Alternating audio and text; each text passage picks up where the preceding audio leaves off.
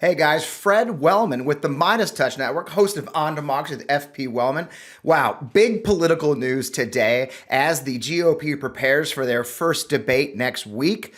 The amazing thing that came out today is the New York Times has a scoop with their usual suspect of reporters that the PAC associated with Ron DeSantis, called Never Back Down PAC, has posted their strategy documents and supporting documents for the upcoming debate for DeSantis on the website of their major contractor, Axiom Strategies. And a lot of people are up in arms about this because it's just bizarre, and it's really it's much worse than anything I've seen. And I've been in politics for a little bit here, and for those who follow me, I was actually executive director of a super PAC, the Lincoln Project.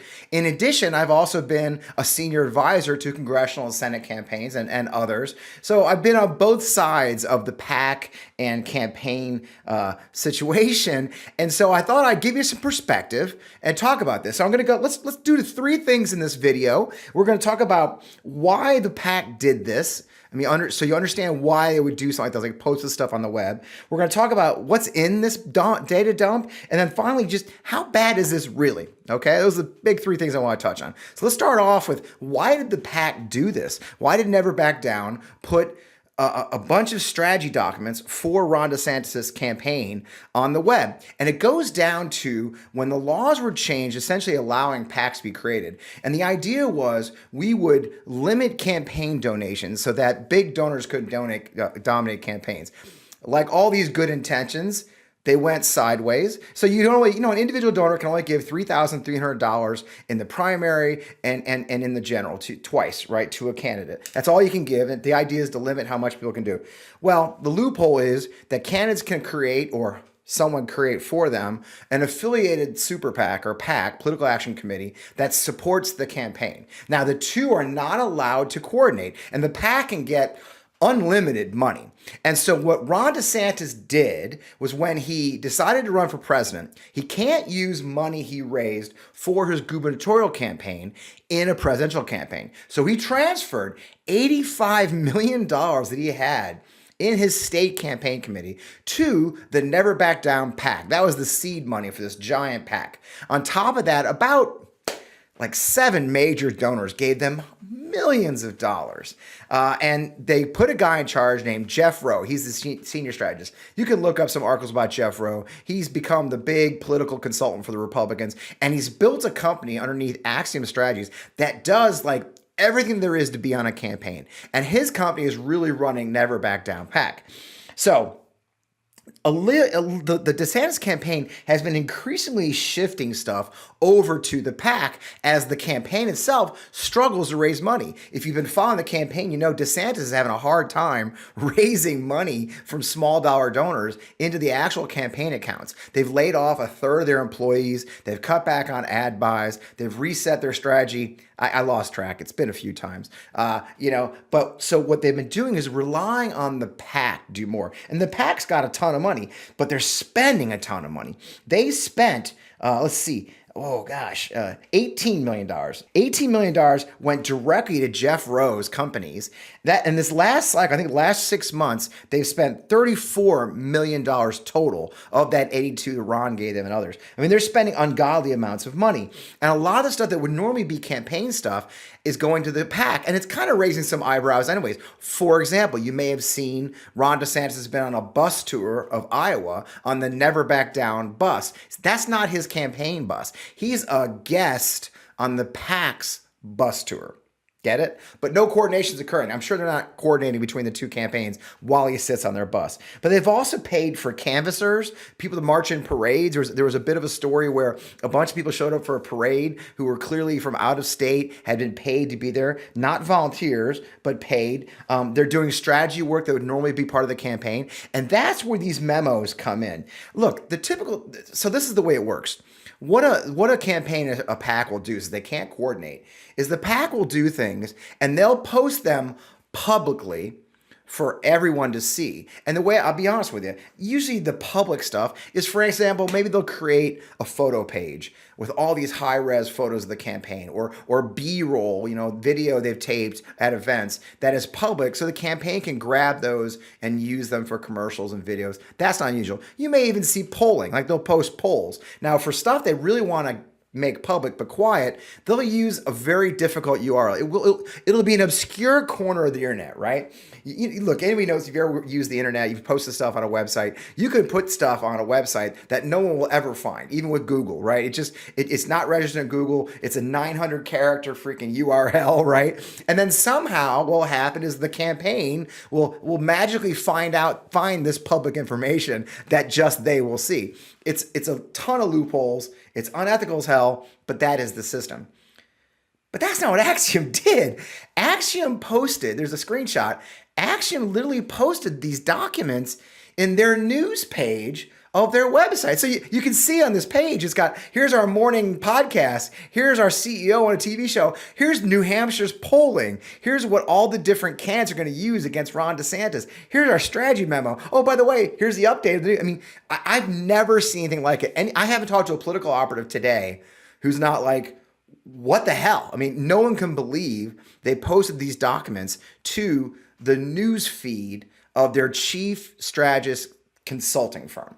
So that's what we're talking about. That's why. It's why they posted it, and that's what they posted. So what's in there? Let's go to part 2 of this. What is in there? Let me tell you, man. There's a lot of stuff in there, and it's shocking. The scope of this dump is absolutely nuts. I mean, these are serious campaign documents, okay? These aren't just like light poll. I mean, I tell you, when we would give, when PACs, not we, I never did it, but when other PACs would give like polls to the campaign, it was like graphics, right? Stuff they could grab, put in a freaking email, that kind of thing. Not the actual documents. I've seen, look, these documents, I've been on campaigns that, because when you're on a campaign, if you understand politics, you're going to get people who volunteer to be on a campaign who may actually be a plant for your opponent.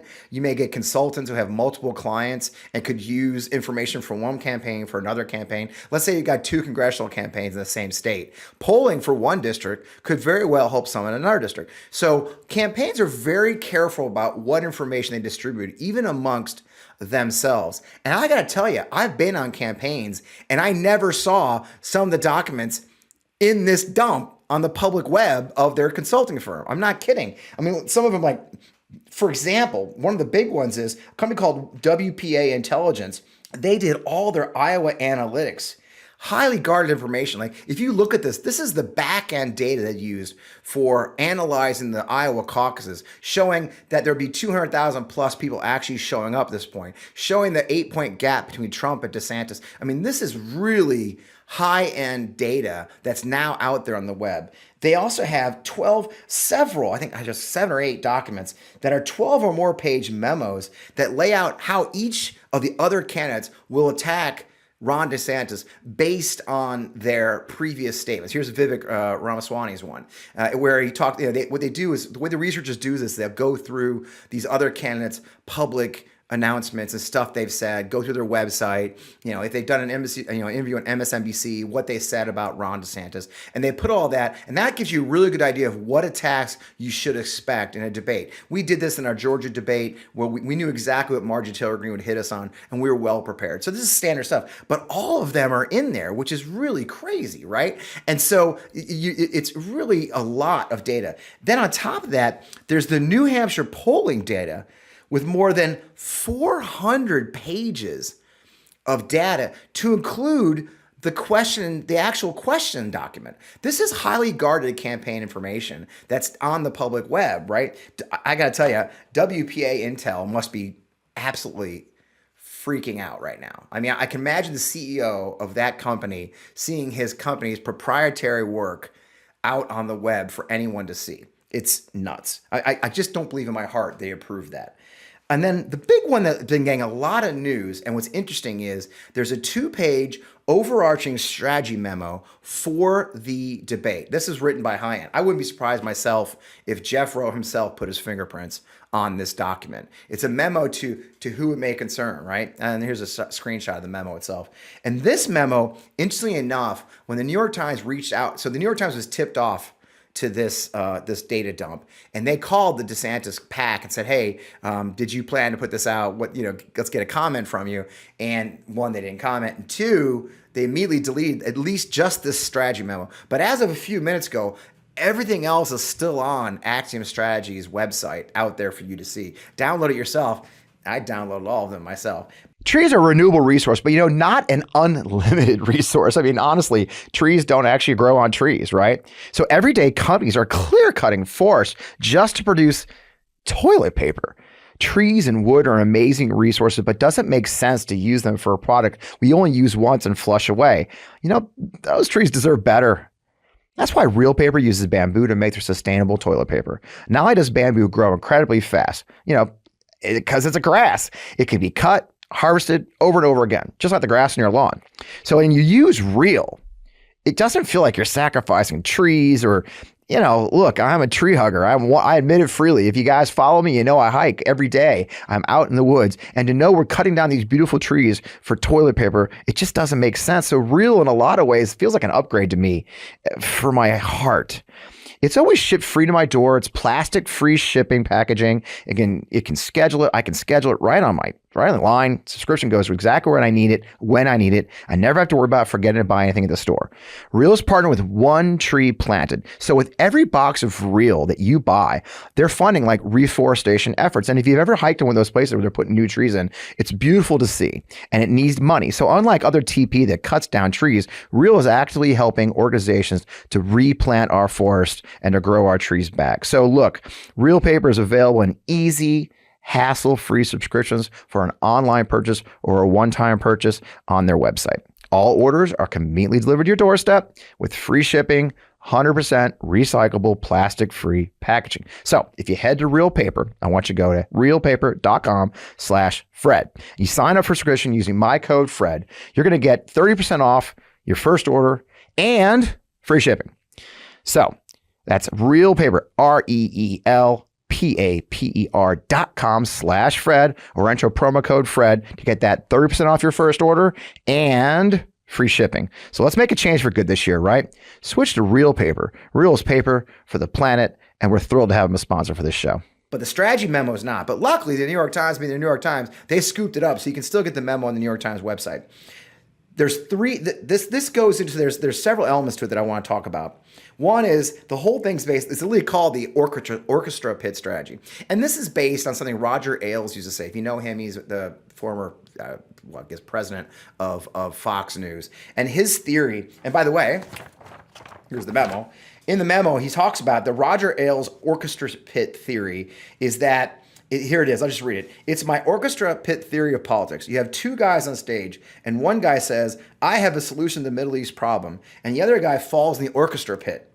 Who do you think is going to be on the evening news? Because his point is that the media is looking for three things in a debate: pictures, mistakes, and attacks. That's how you get coverage. So obviously the goal in these early debates and anything you do is to break out from the crowd of 7 or 8 candidates. I can't even keep track, by the way. Is it 7? I don't know. Whatever. There's a lot of them. Break out of that crowd as the front runner. So you're looking for those big attack moments. And this is where it gets weird. They actually lay out all the goals. I mean, here his actual goals are for the debate. 3 basic must-dos, 4. Attack Joe Biden in the media 3 to 5 times. State, they call him GRD, Governor Ron DeSantis. Cool. GRD's positive vision 2 to 3 times. Hammer Vivek Ramaswamy in a response. And defend Donald Trump in absentia in response to a Chris Christie attack. Okay. So you're running for president and your strategy is to defend the guy who didn't show up. Because they are assuming Trump's not going to show up because, by the way, Trump's not going to show up. So their strategy is to actually do that. And that's all in here. Interestingly enough, what's not in this package is anything on Trump. I mean, literally, other than the polls, there's no strategy document of how he would be attacked by Trump. So they already know he's not showing up. But there's no like, here's how you attack Trump. Here's what you say about Trump. I mean, literally, it's almost like Donald Trump doesn't exist. So how bad is this whole thing? That's my third element we're going to talk about. How bad is it? It's really bad. Okay, and they're going to try and blow it off. Here, they're going to say, "Oh, it's nothing." You know, we were just making suggestions. Look, this is. I mean, first of all, I'm not going to lie to you guys.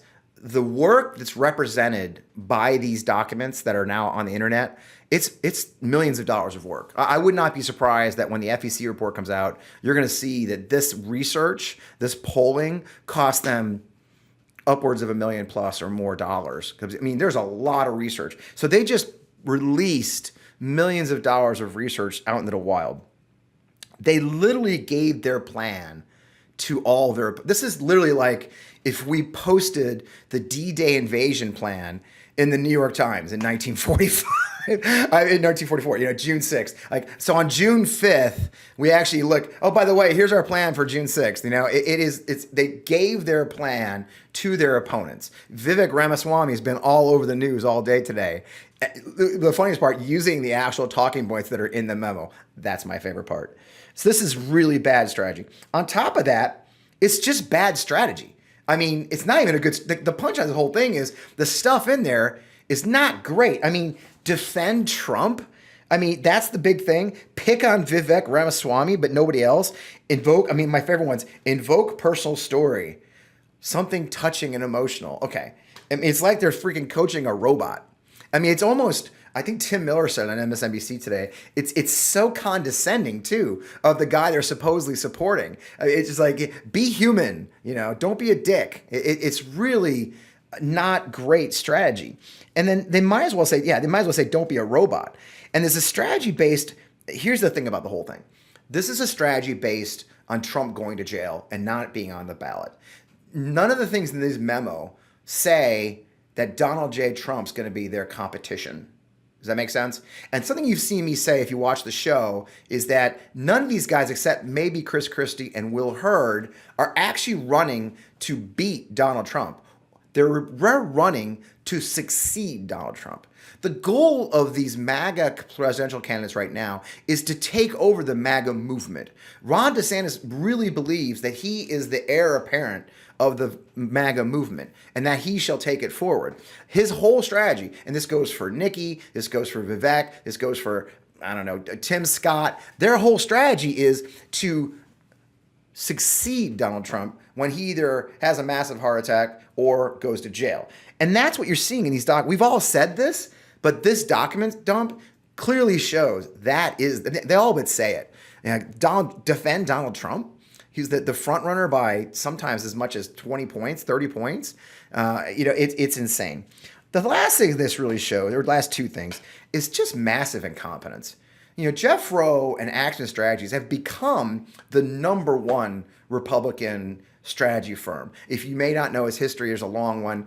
He started off in Kansas City here in Missouri. He's moved to Texas. He was Ted Cruz's campaign manager, strategist.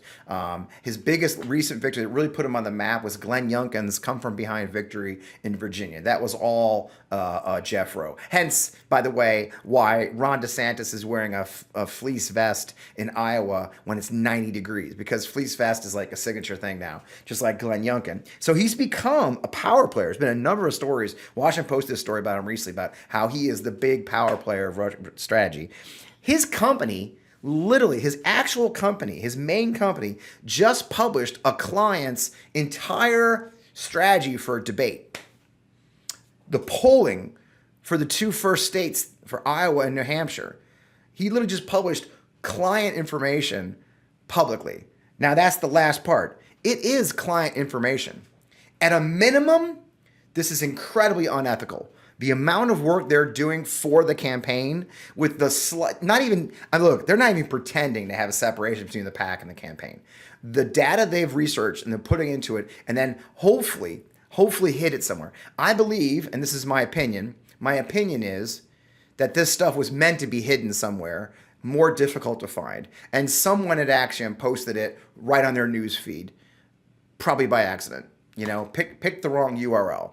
I could be wrong, but it just feels like this was meant to be hidden somewhere and found by the campaign and the campaign only. Instead, it was on their public-facing webpage, and we all found it.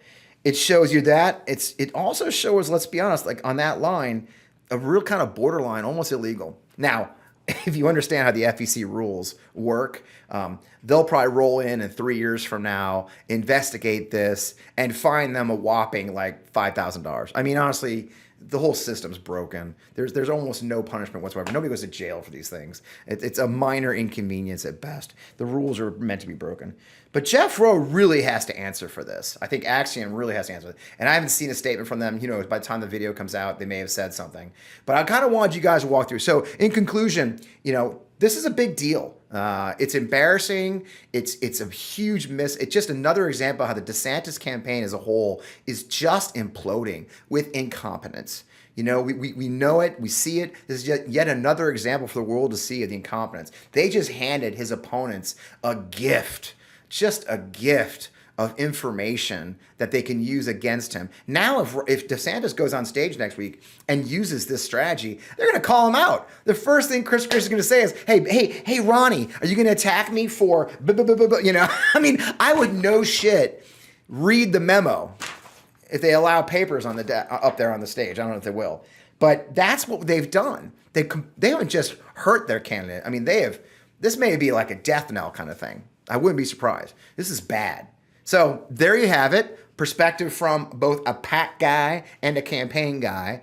Do with it what you will. But I tell you what, you guys, it's really not great. So there you have it. Good talking to you guys. As always, you can find new episodes of On Democracy with FP Wellman right here in the MeidasTouch every Friday night at 11 Eastern. Man, this week's show is another banger. I say that every time we talk, but every show is a banger, and I keep getting great guests. You're going to love it. I hope you'll keep watching. I hope you'll smash that subscribe button.